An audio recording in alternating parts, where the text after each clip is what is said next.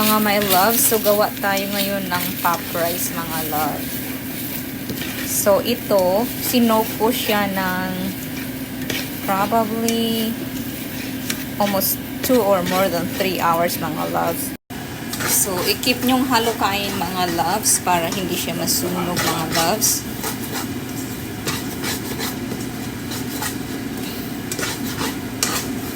Alala ko nung mambata pa ako, ito parati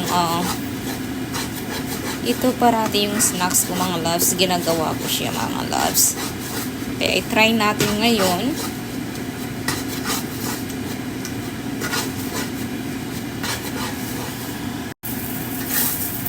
So i-keep halukan lang mga loves. Alam kong medyo nakakapagod siya, pero ganyan talaga siya mga loves. Halukain nyo ng mabuti mga loves. So, hindi to siya luto, okay? Hindi siya luto na rice. Sinoke ko lang siya mga loves. So, ayan na siya. Parang ganyan siya. Para magdikit-dikit siya mga loves, lagyan natin ng asukal mga loves.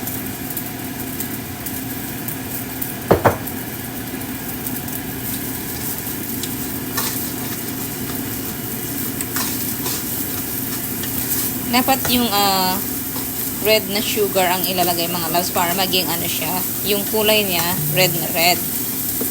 Pero dahil wala tayo, medyo okay lang din.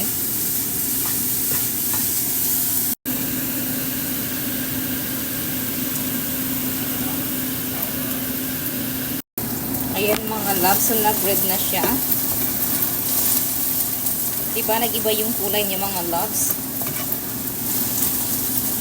Dahil sunog siya, joke lang.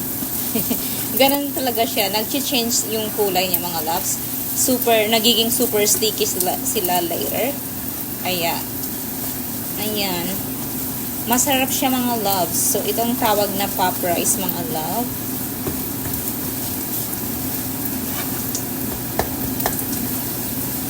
Super crunchy yan later mga loves kapag medyo ano na siya.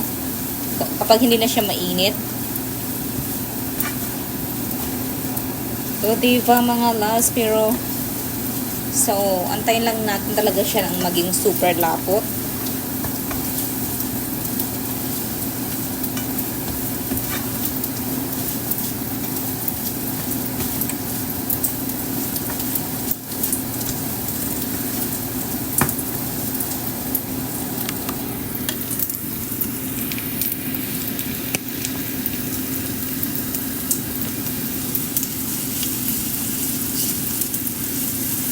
Nagiging super sticky na siya mga loves. Ayan. So, parang kapag super sticky na siya, medyo mahirap na siyang anong tawag dito? Haluin. Mahirap na siyang haluin kasi nagiging sticky na silang lahat. Pero, carry yan. Alright mga loves, dahil tapos na siya, i-transfer natin siya dyan.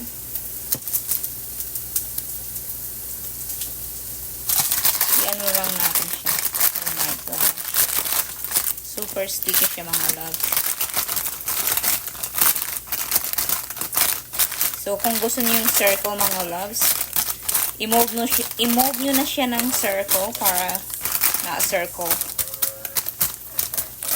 Bilugin na siya ng ganyan para kapag maano siya, ano daw, para pag lumamig siya, ganyan siya. So, may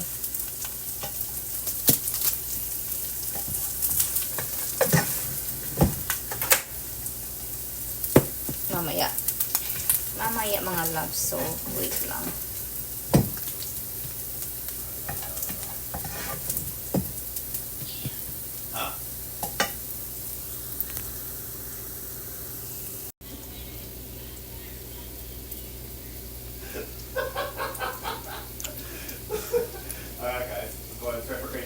So, yummy mga loves.